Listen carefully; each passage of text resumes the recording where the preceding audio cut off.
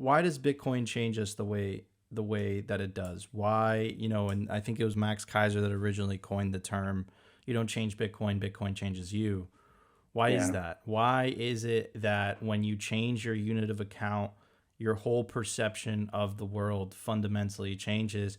And from what I've experienced in my life, what I've seen it do to Opti's life, all of a sudden the nihilism goes away. You start to develop hope for a future. You start to Yeah. have more options. Is it the deflationary nature? Is it because your purchasing power increases over time versus decreases in the fiat system? Or is it something deeper than that?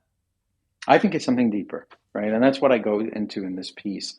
I think I think it we are raised in a society that says, and I've said this earlier in the call, we're raised in a society that says, look, the governments and corporations that exist are the most powerful entities in the world. They control everything. They can stop anything. They can take over everything. People are essentially bad. They're selfish. They're greedy. They only act out of their own interest for their own power, their own wealth, their own fame, their own ego. And we know almost all there is to know. Then scientists have said we can know, we do know this. This is given. This is the science. It's settled. You can do these things. You can't do those things.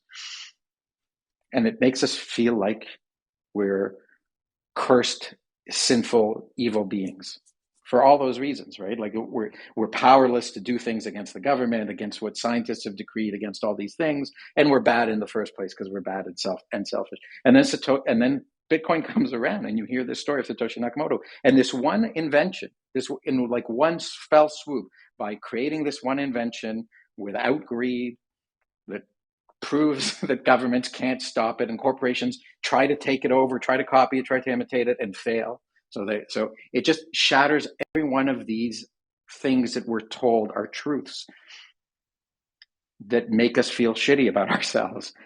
And we hear the story and we realize those were not truths.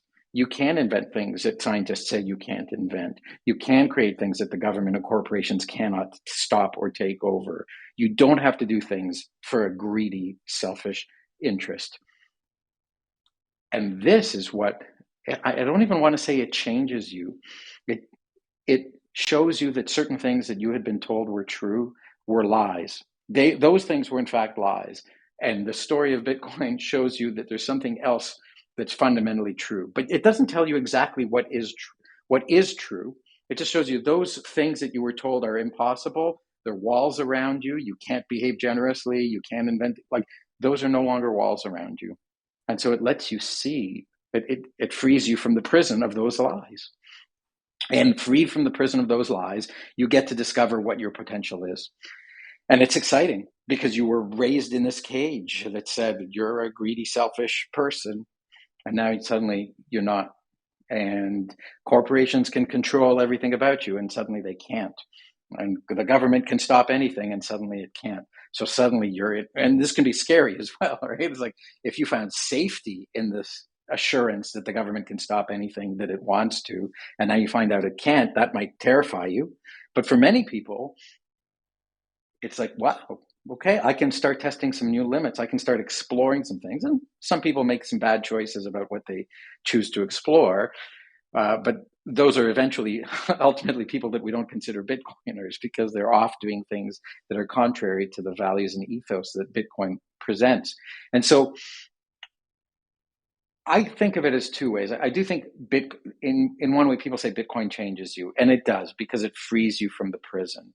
But freeing you from a prison isn't so much changing you as letting you discover who your true self always really was on the inside and what your full potential is. And so I like to say Bitcoin isn't changing you, it's helping you discover your true self. And it doesn't force you to discover your true self. So if you're not motivated to go on this journey, you won't discover what your potential is and who you really are. But by freeing you from all those other lies and giving you an ability to protect yourself from attackers and liars, right? So it's not about you getting richer. It's about you being able to preserve and hold on to the wealth that you created and earned in this world. That's not about the number go up so much as it is just about not being continuously robbed, continuously attacked.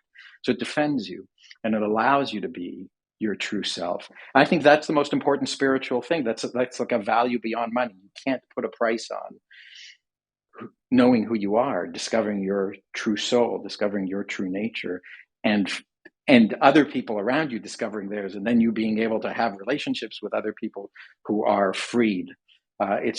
Like I think that's what we're at the cusp of, right? That's what we're just starting to experience, this awakening of freedom, this awakening of self-discovery, this awakening of questioning things like what is money, of course, but what is education, what is self healthcare, what is spirituality, what do I value, what are my values and my morals.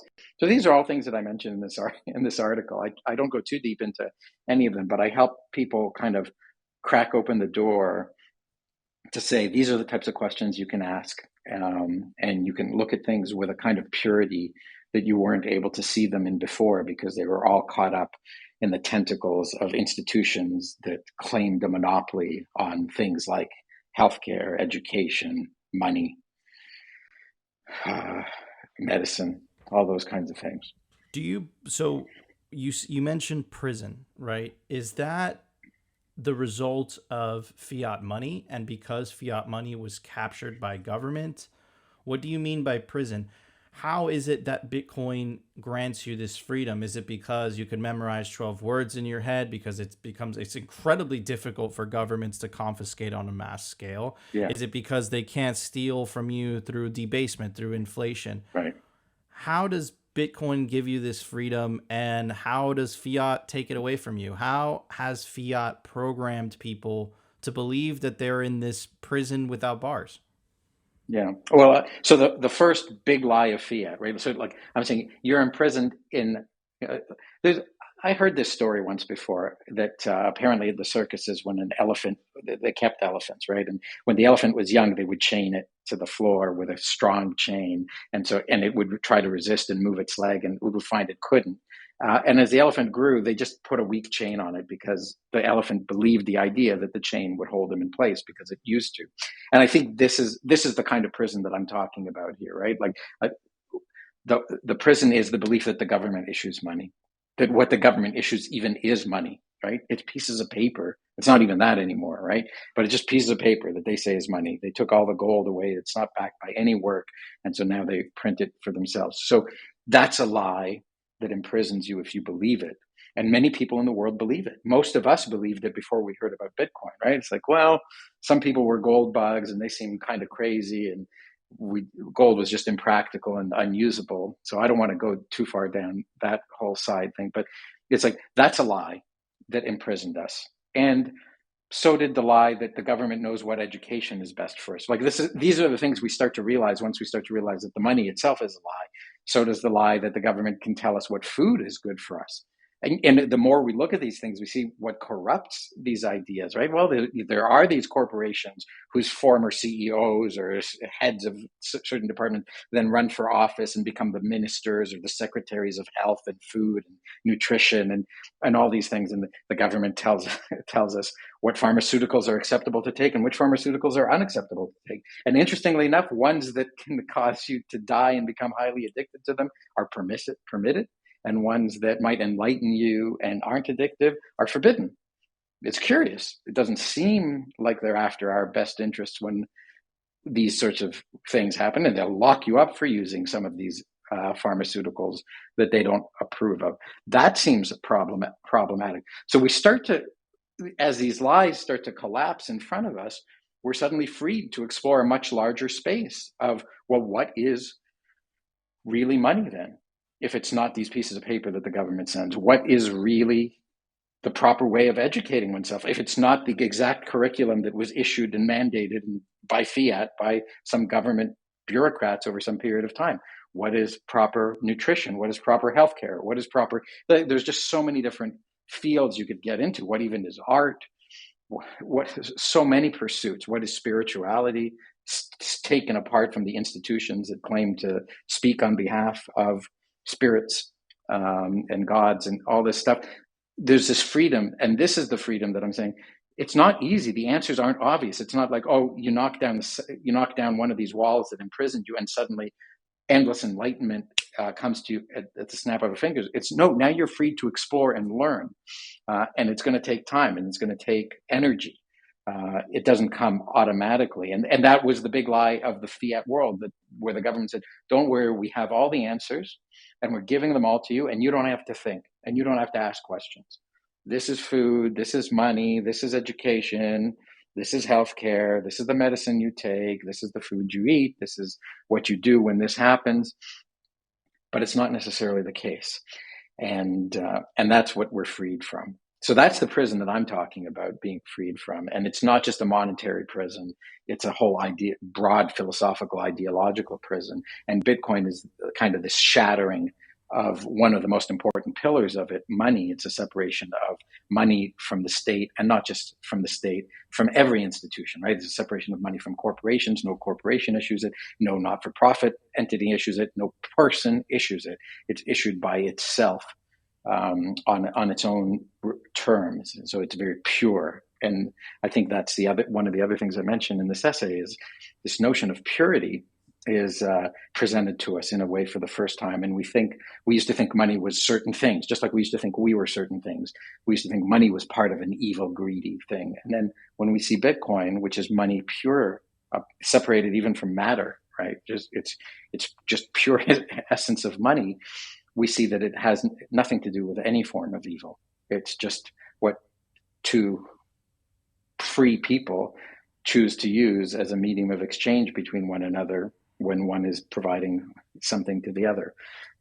So I think, and then we see the beauty of purity, and we want to ask ourselves, what else is pure? Like, what is pure education? What is pure honesty? What is pure taking care of yourself holistically, not looking at medicine and food as though they're compartmentalized in different things, and exercise is yet another different thing. It's part of the whole. So I'm rambling a little bit here, but you're letting me.